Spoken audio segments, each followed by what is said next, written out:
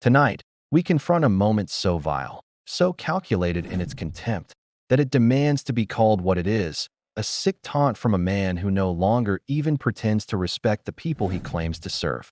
This is not just an offhand remark, not just another throwaway quip in the brutal arena of British politics. This is a glimpse, unvarnished and unrepentant, into the disdain with which Sadiq Khan regards the very public whose trust he so casually abuses. "Look at my photo, Shag your phone."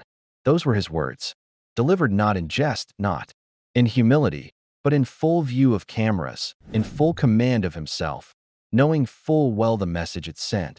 Because make no mistake, this is not about wit. It is about power. It is about a man who has convinced himself he can say anything, do anything, and face no consequences. A man who believes that the rules which bind everyone else, rules of decency, of accountability, of respect, simply don't apply to him. A man who sees his own constituents not as human beings with dignity, but as objects of derision, as punchlines to his grim little jokes. For years, Khan has crafted an image of himself as the polished, progressive face of modern London. He has cloaked himself in words like inclusion, like equality, like dignity. He has stood behind podiums and lectured the rest of the country on compassion. He has posed for cameras and projected an air of righteous indignation whenever anyone dared to question his record. But tonight, the mask slips, and what we see behind it is not compassion, not humility, but raw, unfiltered arrogance. "Look at my photo, Shag your phone." It's a line designed to shock, and it succeeds, not because it's clever, but because it reveals the rot that has taken hold at the heart of his leadership. What does a man have to believe about himself, about his office, about the people he serves, to think such words are acceptable? What does it say about his view of the mayoralty, of the city, of the millions of Londoners whose taxes pay his salary and whose lives his decisions affect every single day? It says this: he does not care, because Khan has been getting away with it for years. Getting away with spiraling crime rates, with unlivable rents, with an underground system choked by strikes and incompetence. He has been getting away with presiding over a city where small businesses crumble while luxury developers are given a free pass, where knife crime soars while he hides behind press statements, where working-class families are pushed further to the margins with every passing year. And every time he is questioned, every time he is challenged, he deflects. He sneers. He gaslights. He accuses his critics of bad faith, of prejudice, of misunderstanding the complexities of his job. But tonight, the truth is undeniable. Tonight, with one grotesque turn of phrase, he told you what he really thinks of you. He thinks you are nothing. He thinks you will tolerate anything. He thinks he can insult you to your face, laugh about it, and still expect your vote when the next election comes around. But the people of London are not fools.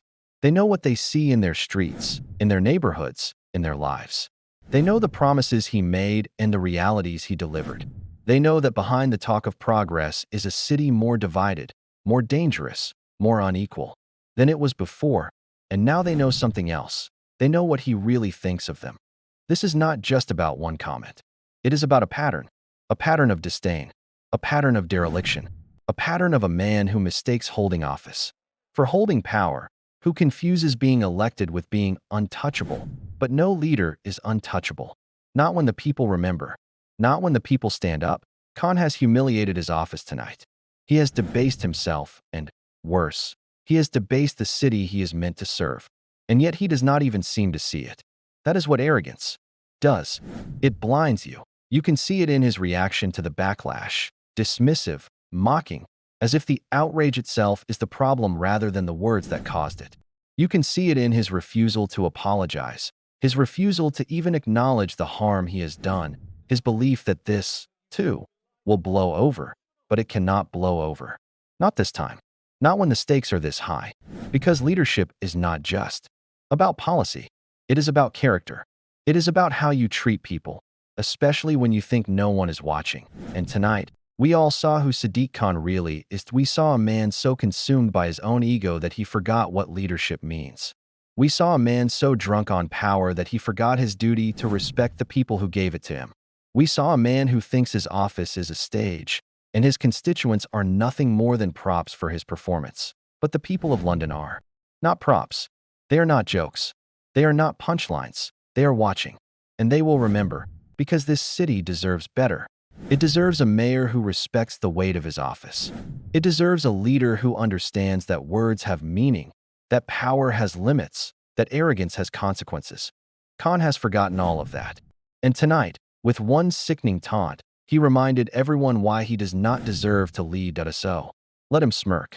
Let him laugh. Let him dismiss the outrage as overblown. But let the people remember, because London deserves more than this. And come the next time they have their say, they will prove it.